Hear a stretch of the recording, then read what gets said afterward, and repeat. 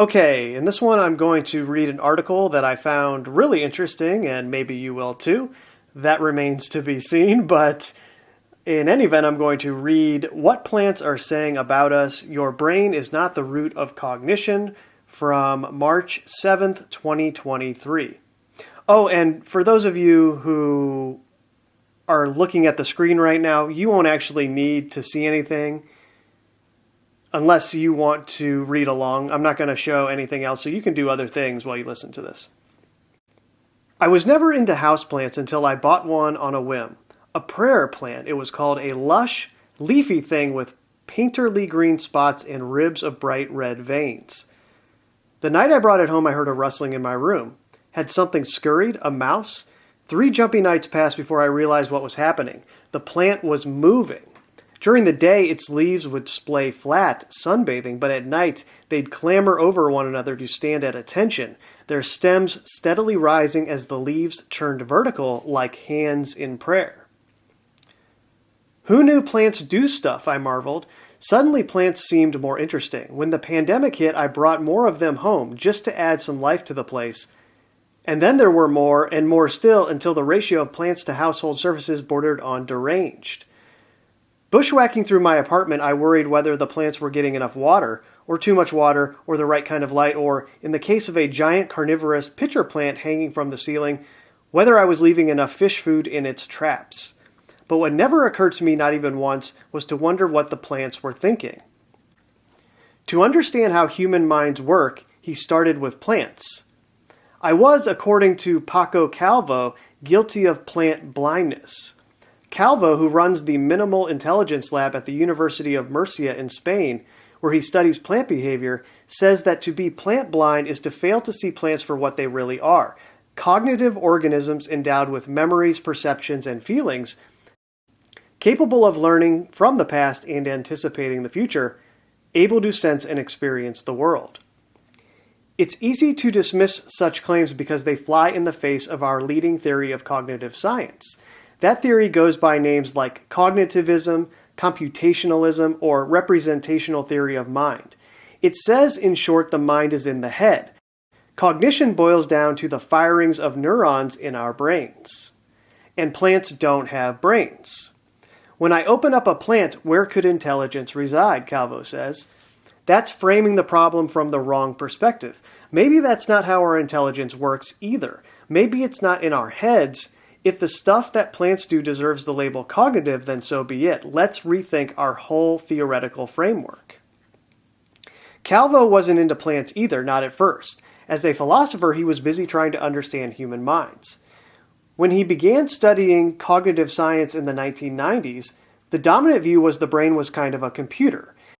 Just as computers represent data in transistors, which can be in on or off states corresponding to zeros and ones, brains were thought to represent data in the states of the neurons, which could be on or off depending on whether they fire. Computers manipulate their representations according to logical rules or algorithms, and brains, by analogy, were believed to do the same. But Calvo wasn't convinced. Computers are good at logic, at carrying out long, precise calculations, not exactly humanity's shining skill. Humans are good at something else, noticing patterns. The noticer notices. Intuiting, functioning in the face of ambiguity, error, and noise.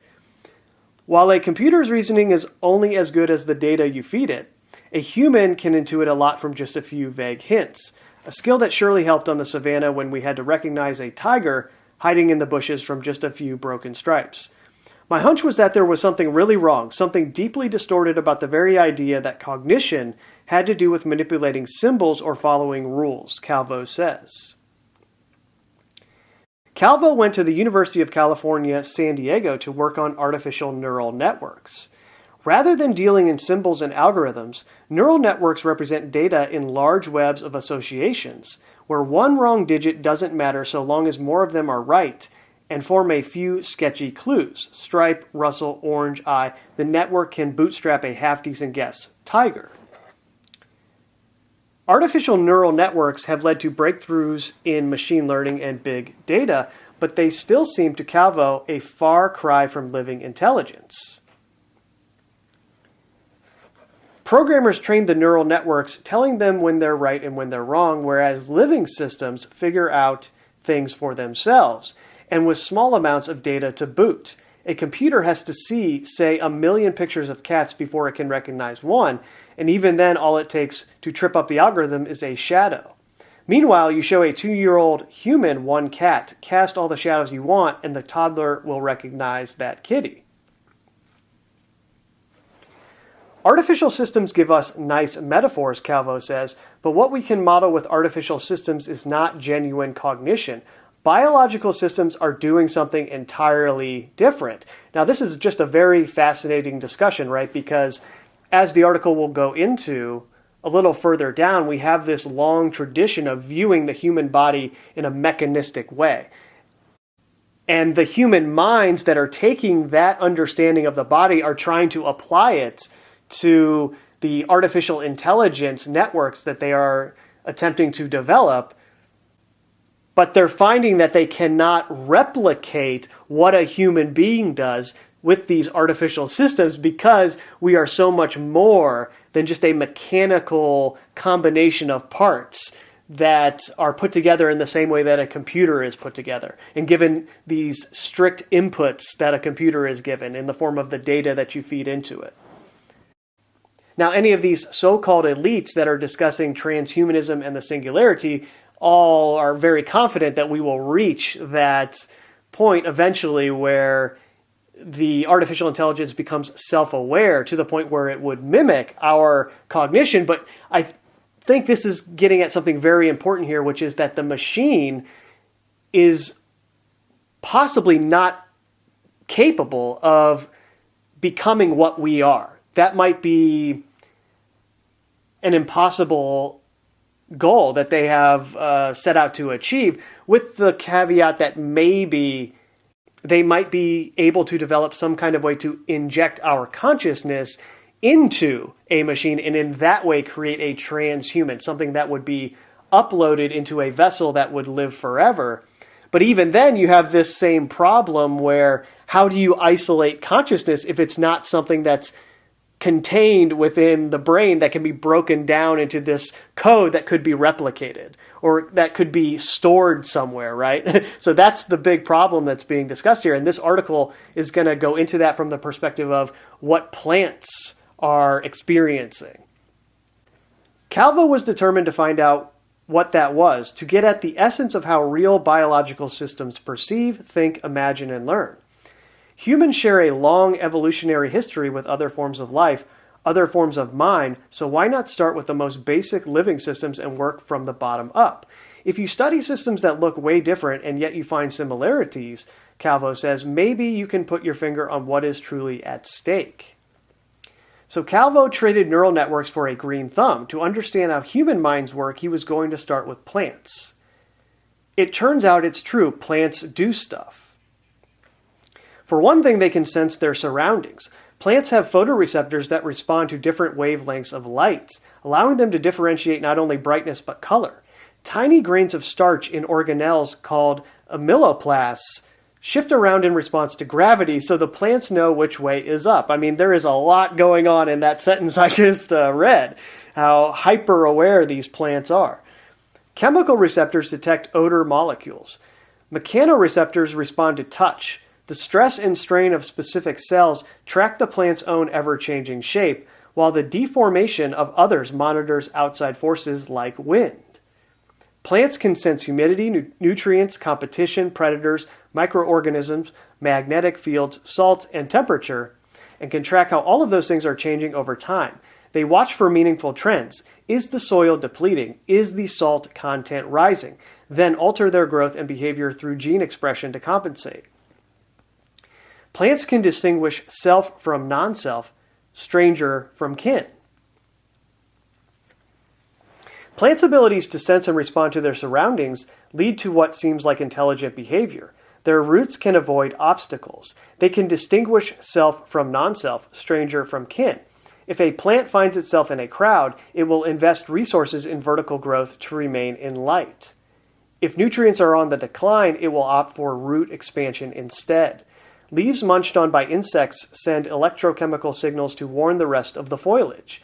and they're quicker to react to threats if they've encountered them in the past.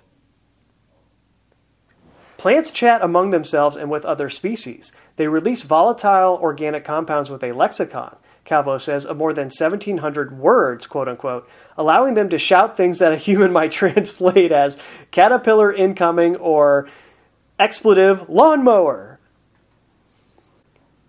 Their behavior isn't merely reactive. Plants anticipate too. They can turn their leaves in the direction of the sun before it rises and accurately trace its location in the sky, even when they're kept in the dark. They can predict, based on prior experience, when pollinators are most likely to show up and time their pollen production accordingly. Chat, anticipate, remember? It's tempting to tame all those words with scare quotes, as if they can't mean for plants what they mean for us. For plants, we say it's biochemistry, just physiology and brute mechanics, as if that's not true for us, too. Besides, Calvo says, plant behavior can't be reduced to mere reflexes. Plants don't react to stimuli in predetermined ways. They'd never have made it this far, evolutionarily speaking, if they did. Having to deal with a changing environment while being rooted to one spot means having to set priorities, strike compromises, change course on the fly. Consider stomata, tiny pores on the underside of leaves. When the pores are open, carbon dioxide floods in. That's good, that's breathing. But water vapor can escape. So how open should the stomata be at any given time? It depends on the availability of water in the soil. If there's plenty more for the taking, it's worth letting the carbon dioxide in. If the dirt's dry, the leaves have to retain water. For the leaves to make that decision, the roots have to tell them about the availability of water.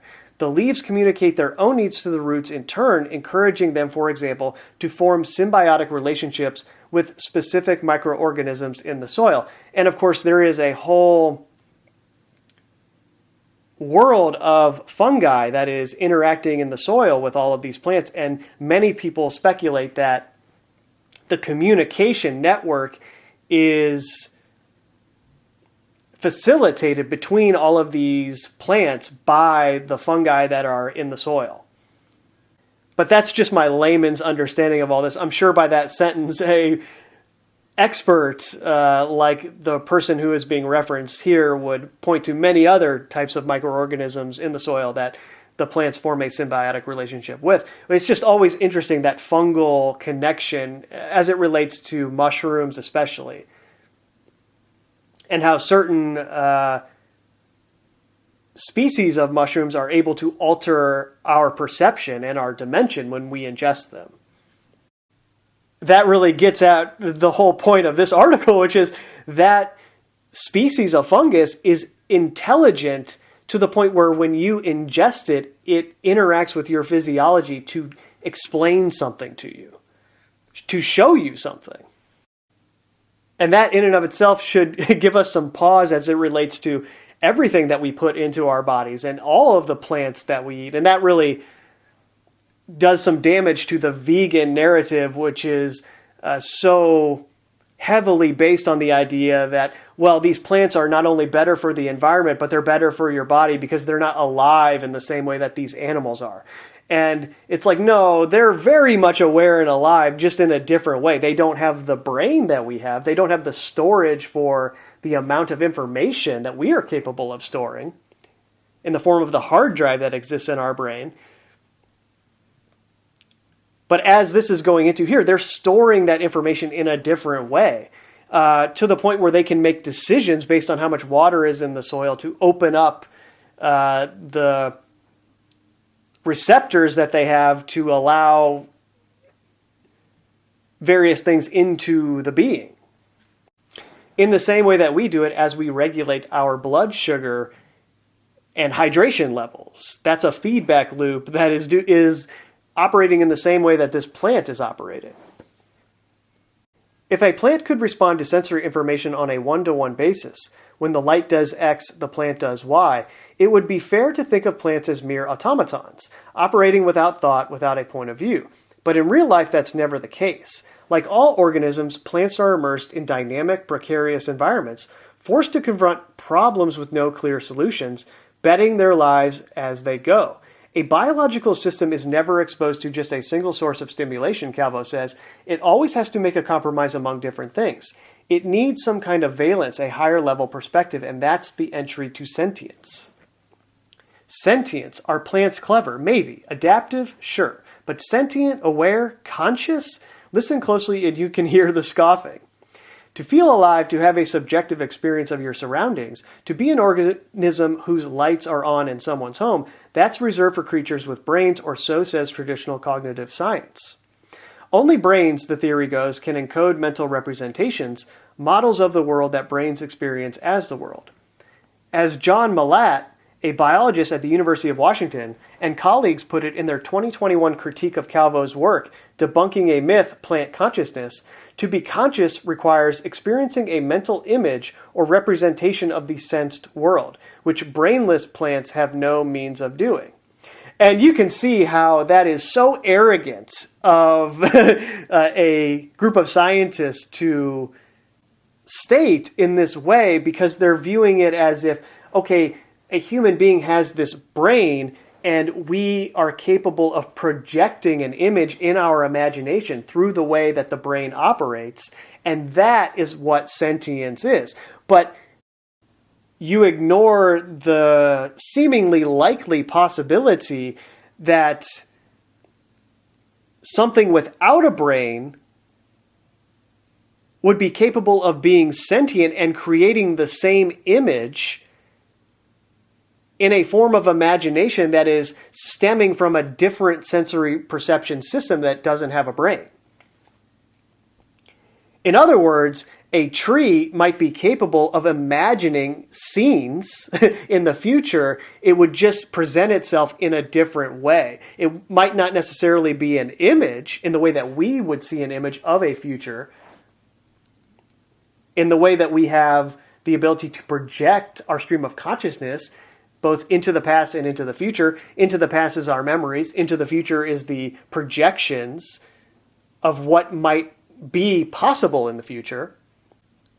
These types of scientists are only focusing on that as being sentience, when it might be possible for a plant to do the same thing, to have memories and projections of the future. It's just not being processed in the brain in the way that we do it. Which is to say, it's on a different time scale, which is why when we watch a plant grow, we use time-lapse photography to make it seem in line with our perception via our stream of consciousness as a human being. The time-lapse photography makes it seem like the plant is growing all in one motion, but if you take away the time-lapse photography, you can't even perceive it on a day-to-day basis, how fast it's actually moving. You can see progress day to day, but you can't gauge it because it's on a different time scale. And that's the point that they're getting at here without getting at it, is that these plants are on a different time scale, and on that time scale they have a different physiology, so that their sentience is different than ours, the actual construction of it, physically speaking. But that doesn't necessarily mean that their sentience is any less than our own sentience. And that goes back to the intricate networks that plants create, because a skeptic might say, well, where are the plant societies? Where are the plants creating what human beings have created, or allegedly human beings have created? We know there's a larger force at work here, the hidden hand, as it were, guiding our evolution. But that's the whole point. These plants have massive civilizations and interconnected networks that they have built up over many thousands of years that would rival what human beings have done, if you could view it on their scale.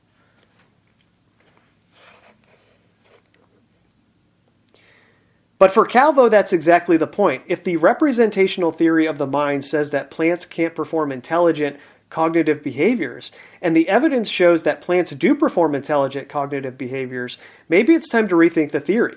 We have plants doing amazing things and they have no neurons, he says, so maybe we should question the very premise that neurons are needed for cognition at all. So I hope you can see how he's saying what I just said in a different way. He's saying it in a more scientific, rational way. Hey, they don't have neurons. We've taken everything apart and looked at it. They don't have what we have. And it's like, yeah, they're on a different scale. They're perceiving reality in a different way.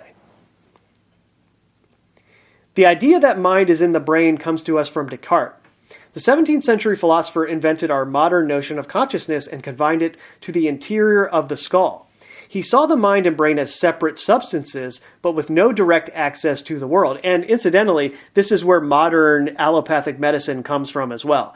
All of the views on how to treat the body is coming from this Descartesian view of what our bodies are and how they are interacting with the world, which is why it treats symptoms over root causes. The mind was reliant on the brain to encode and represent the world or conjure up its best guess as to what the world might be based on ambiguous clues trickling in through unreliable senses.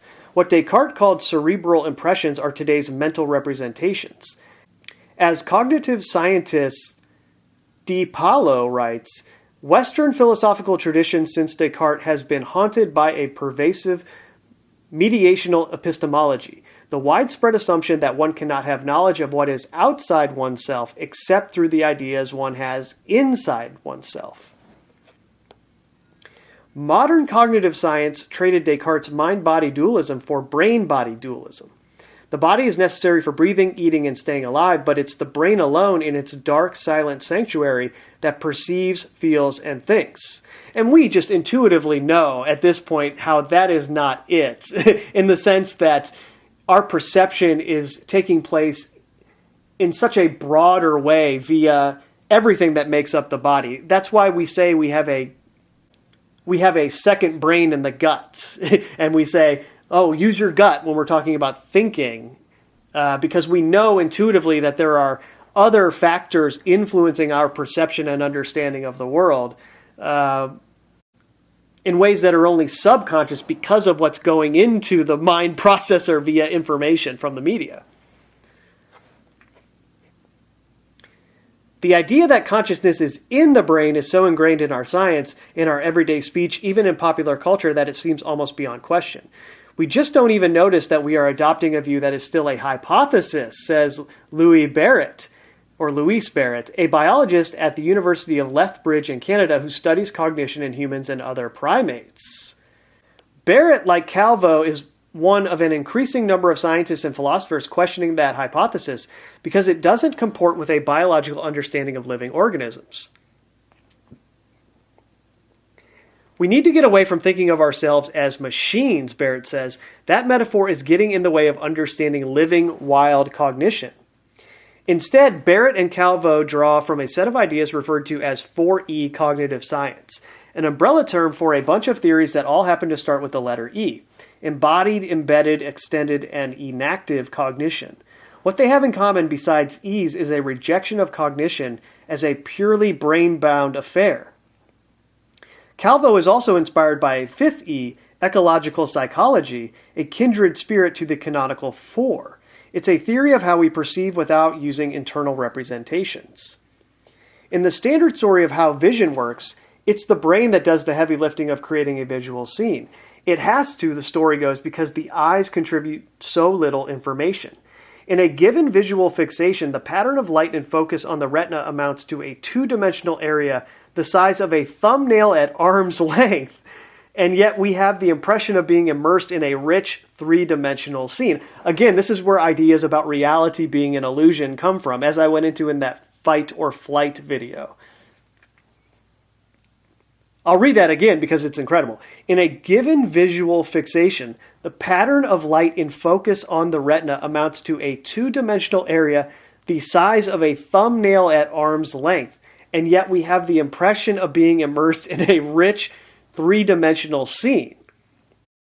So it must be that the brain fills in the missing pieces, making inferences from scant data and offering up its best hallucination for who knows who to see, who knows how. Yeah, it's incredible, right? That is the popular idea of how our perception is created, how our stream of consciousness is created. It's just these beams of light being filled in by whatever chemical process is going on in the brains, whatever neurons are firing at a specific point in time, and that creates the 3D perception of reality around us. And what this is getting at here is it's most likely so much more than that. It's a holistic process that isn't just taking place in the brain. But of course, we're going to go with that initially because that's where all of the senses are. The eyes, the ears, the nose, and the mouth are all right there outside of the thing that's holding the brain. Dating back to the work of psychologist James Gibson in the 1960s, ecological psychology offers a different story. In real life, it says, we never deal with static images. Our eyes are always moving, darting back and forth in tiny bursts called saccades. So quick we don't even notice. This is what I was referring to again about the refresh rate of reality. It's like a motion picture in that way. And this is where the idea of reality being an illusion comes from. You have these tiny bursts that are so fast we don't even notice them. And then on top of that, it's that fingernail at an arm's length being beamed into your retina. And then all of that is coalescing together with your stream of consciousness to produce this 3D world that we find ourselves in. Our heads move too, as do our bodies through space. So what we're confronted with is never a fixed pattern of light, but what Gibson called an optic flow. To see, according to ecological psychology, is not to form a picture of the world in your head.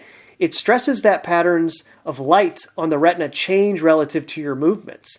It's not the brain that sees, but the whole animate body.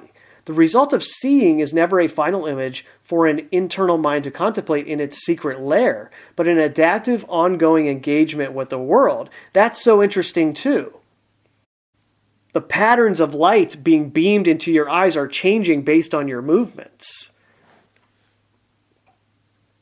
At the same time that all of that other stuff is going on.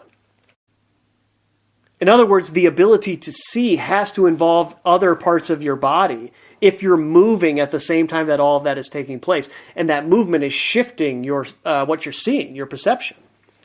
Plants don't have eyes exactly, but flows of light and energy impinge on their senses and transform in predictable ways relative to the plant's own movements.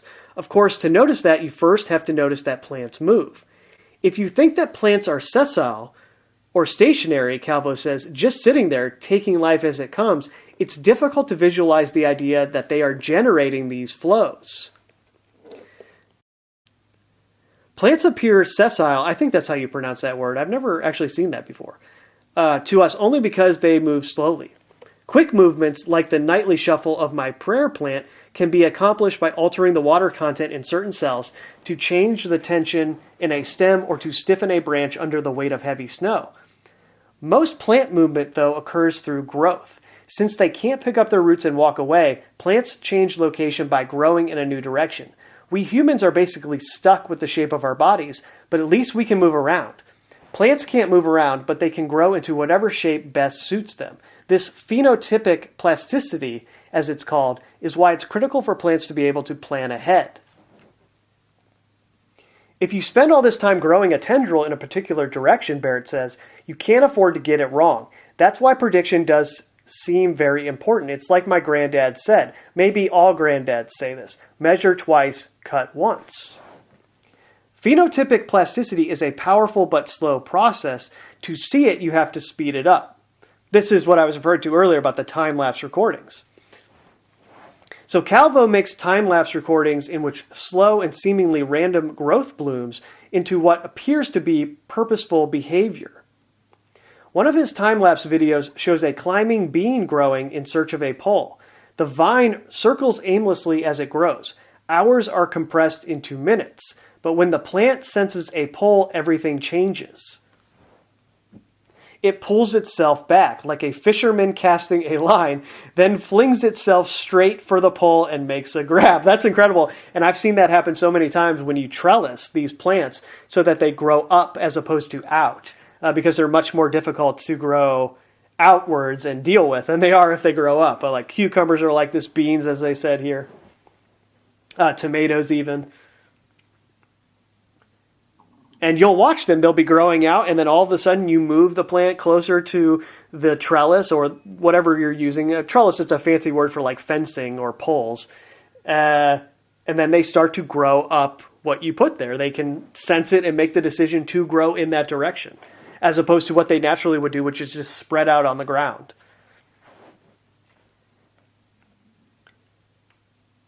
Once movement becomes conspicuous by speeding it up, Calvo says, you see that certainly plants are generating flows with their movement. By using these flows to guide their movements, plants accomplish all kinds of feats, such as shade avoidance, steering clear of overpopulated areas where there's too much competition for photosynthesis. Plants, Calvo explains, absorb red light but reflect far red light. As a plant grows in a given direction, it can watch how the ratio of red to far red light varies and change directions if it finds itself heading for a crowd. They are not storing an image of their surroundings to make computations, Calvo says. They're not making a map of the vicinity and plotting where the competition is and then deciding to grow the other way. They just use the environment around them. That might seem to be a long cry from how humans perceive the world, but according to 4E cognition, the same principles apply. Humans don't perceive the world by forming internal images either. Perception, for the E's, is a form of sensory-motor coordination. I don't know why I said that like that. Sensory-motor coordination. I'll just read it again. Perception, for the E's, is a form of sensory-motor coordination. We learn the sensory consequences of our movements, which in turn shapes how we move. Just watch an outfielder catch a fly ball. Standard cognitive science would say the athlete's brain computes the ball's projectile motion and predicts where it's going to land. Then the brain tells the body what to do, the mere output of a cognitive process that took place entirely inside the head. If all that were true, the player could just make a beeline to that spot, running in a straight line, no need to watch the ball and catch. But that's not what outfielders do. Instead, they move their bodies, constantly shuffling back and forth, and watch how the position of the ball changes as they move. They do this because if they can keep the ball's speed steady in their field of vision, canceling out the ball's acceleration with their own, they and the ball will end up in the same spot. The player doesn't have to solve differential equations on a mental model. The movement of her body relative to the ball solves the problem for her in active engagement in real time. As the MIT roboticist Rodney Brooks wrote in a landmark 1991 paper, Intelligence Without Representation, explicit representations and models of the world simply get in the way. It turns out to be better to use the world as its own model. If cognition is embodied, extended, embedded, inactive, and ecological, then what we call the mind is not in the brain. It is the body's active engagement with the world, made not of neural firings alone, but of sensory-motor loops that run through the brain, body, and environment. In other words, the mind is not in the head. Calvo likes to quote the psychologist William Mace, "Ask not what's inside your head, but what your head's inside of." That's a great quote. Ask not what's inside your head, but what your head's inside of. Yes, what a great question. Indeed. I ask that question all the time. Where am I? What is going on? When I first encountered the 4E theories, I couldn't help thinking of consciousness. If the mind is embodied, extended, embedded, etc., does consciousness, that magical misty stuff, seep out of the confines of the skull, permeate the body, pour like smoke from the ears, and leak out into the world? But then I realized that way of thinking was a hangover from the traditional view, where consciousness was treated as a noun, as something that could be located in a particular place. Cognition is not something that plants or indeed animals can possibly have, Calvo writes in his new book, Planta Sapiens. It is rather something created by the interaction between an organism and its environment. Don't think of what's going on inside the organism, but rather how the organism couples to its surroundings, for that is where experience is created. Okay, and this is so interesting, right? This is why someone might say something along the lines of, don't seek what we might call God as something outside of you. Don't look for it in that way. Personify it as something that you can point to and say, hey, help me, as if it is something outside of you. In the same way then that you would say, well, if you seek only that which is outside of you, you're going to fail. If you seek only that which is inside of you, you're going to fail as well. But if you correlate the two together, what is inside of you to what is outside of you, you will succeed. This is referring to a different form of perception, a different cognitive perception of what you are within this reality. Your stream of consciousness is embedded within the environment.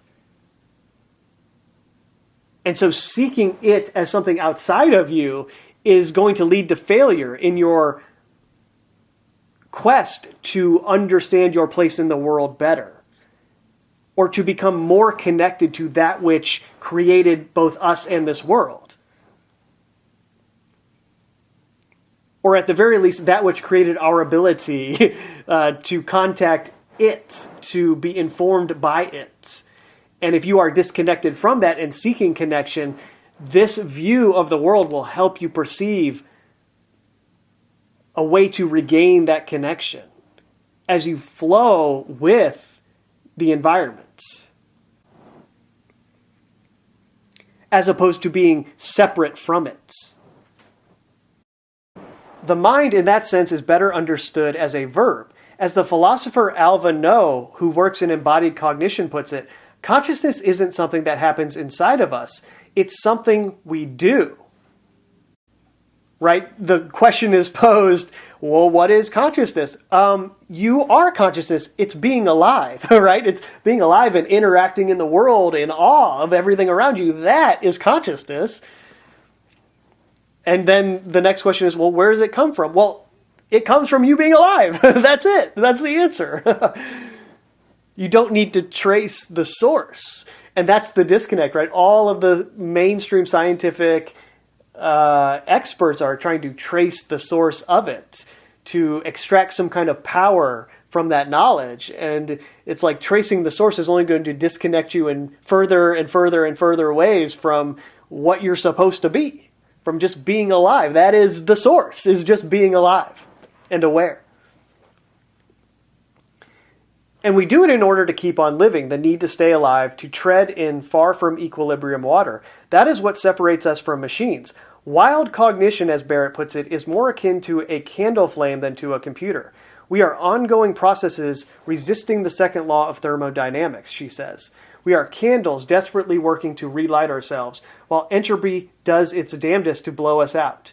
Machines are made, one and done, but living things make themselves, and they have to remake themselves so long as they want to keep living.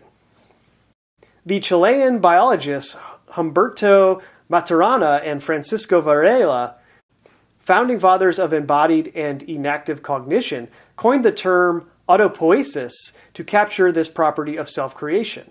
A cell, the fundamental unit of life, serves as the prime example.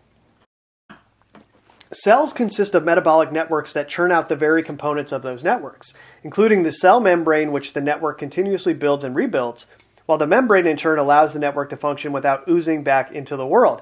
And again, notice how this description of the cell so closely mirrors our skin and our own bodies and what we do. Okay?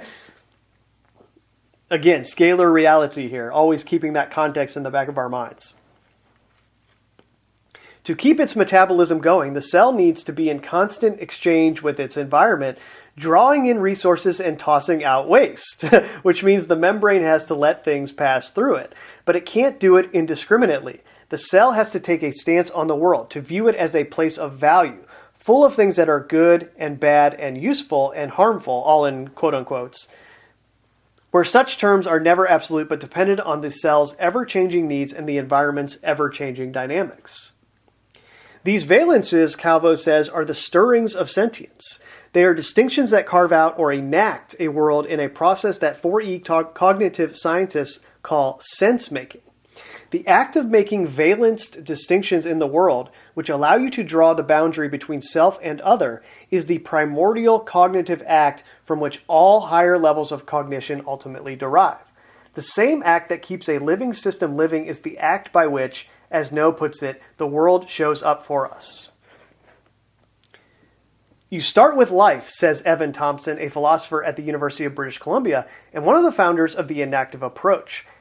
Being alive means being organized in a certain way. You're organized to have a certain autonomy, and that immediately carves out a world or a domain of relevance. Thompson calls this life-mind continuity, or as Calvo puts it, echoing the 19th century psychologist Wilhelm Wundt, where there is life, there is already mind. Another interesting quote there. From a 4E perspective, minds come before brains. And what she's describing here is essentially the idea of the ether being a synonym for minds here, as if the mind, the substance of it, is related to the ether, which pre-exists a physical brain coming into existence. And then that pre-existing substance permeates the brain, and then you are alive, experiencing consciousness. Brains come into the picture when you have multicellular mobile organisms, not to represent the world or give rise to consciousness, but to forge connections between sensory and motor systems so that the organism can act as a singular whole and move through its environment in ways that keep its flame lit. The brain fundamentally is a life regulation organ, Thompson says. In that sense, it's like the heart or the kidney. When you have animal life, it's crucially dependent for the regulation of the body, its maintenance, and all its behavioral capacities. The brain is facilitating what the organism does. Words like cognition, memory, attention, or consciousness, those words for me are properly applied to the whole organism. It's the whole organism that's conscious, not the brain that's conscious.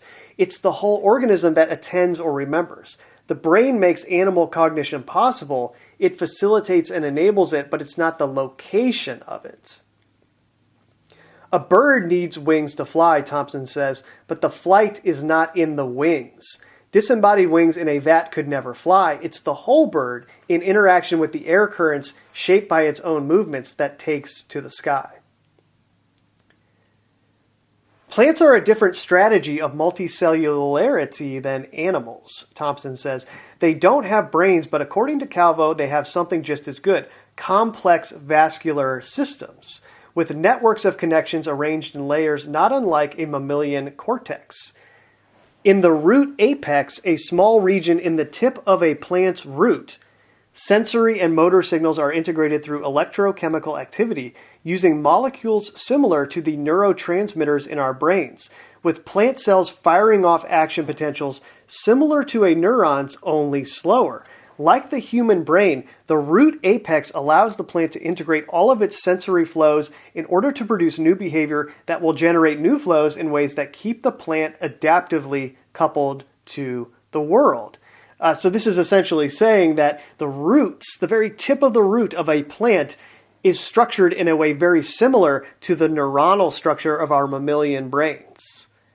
So the plants are thinking structurally, but just in a different way, physiologically speaking.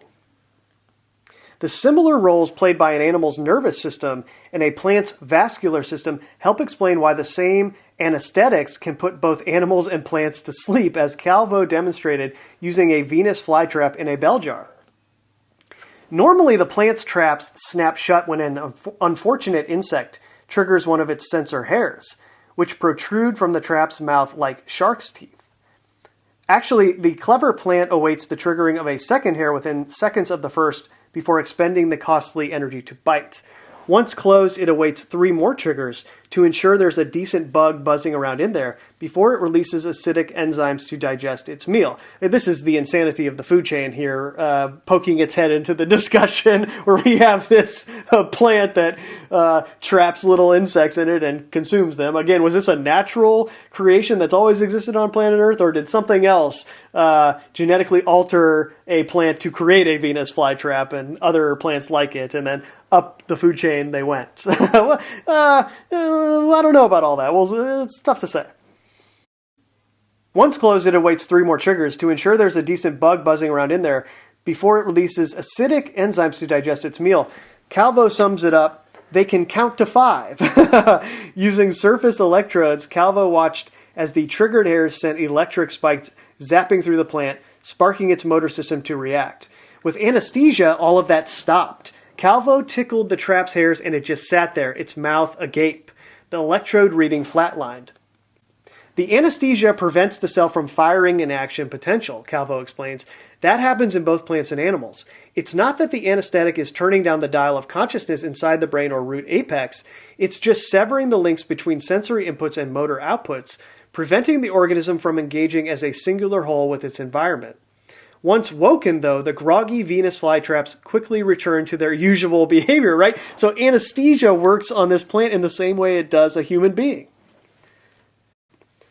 Clearly, Thompson says plants are self-organizing, self-maintaining, self-regulating, highly adaptive. They engage in complex signaling among each other, within species and across species, and they do that within a framework of multicellularity that's different from animal life, but exhibits all the same things. This is a long sentence that this author or journalist has written here.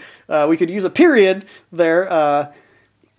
Autonomy, intelligence, adaptivity, sense-making. From a 4E perspective, Thompson says, there's no problem in talking about plant cognition.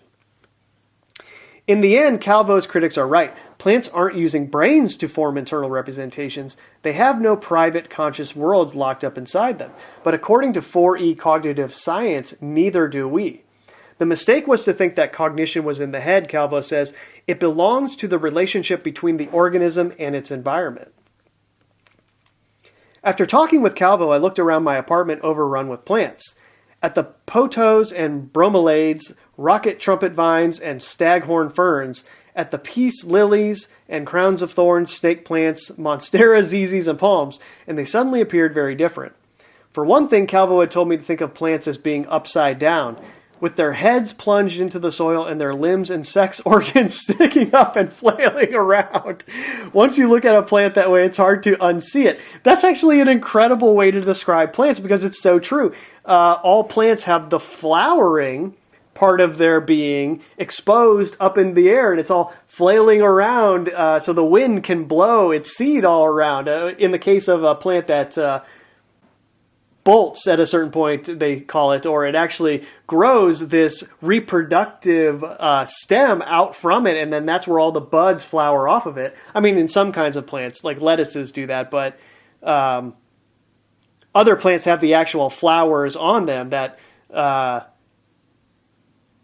spread the seeds, and then still others, like a pepper plant, the seeds are in the actual fruit that it gives off. So regardless, it's just a great way to describe them because their brain, as it were, is under the ground, right? Their brain is stuck in the ground, and then the sexual reproductive organs are flailing around in the air. I truly will never be able to unsee that. I'm going to view every plant like that now. But more to the point, the plants appear to me now not as objects, but as subjects, as living, striving beings trying to make it in the world. And I found myself wondering whether they felt lonely in their pots, or panicked when I forgot to water them, or dizzy when I rotated them on the windowsill. It wasn't just the plants. I felt myself differently too. Less like a passive spectator, snug inside my skull, and more like an active life form, tendrilled and strange, moving through the world as the world moved through me. Plants are not that different from us after all, Calvo had told me, not because I'm beefing them up to make them more similar to us, but because I'm rethinking what human perception is about. I'm neither inflating them nor deflating us, but putting us all on the same page. It's not hard to wonder whether from that page the story of our planet might unfold differently. The E approaches ask us to question what we are, how intimately we're entangled with the world, and whether we can rightly see ourselves as standing apart from nature, or whether the destruction we wreak is steadily diminishing our own wild cognition. Human nature, wrote John Dewey, the pragmatist philosopher, exists and operates in an environment, and it is not in that environment as coins are in a box, but as a plant is in the sunlight and soil. It is of them. So that's the end of the article, and hopefully now it seems a little less wild to suggest that you should go out there and hug a tree because that's what's going on with that tree. All of the things that I got into here. And no doubt you can exchange energy with the plant kingdom, as it were. So I'll leave it there for now. Later.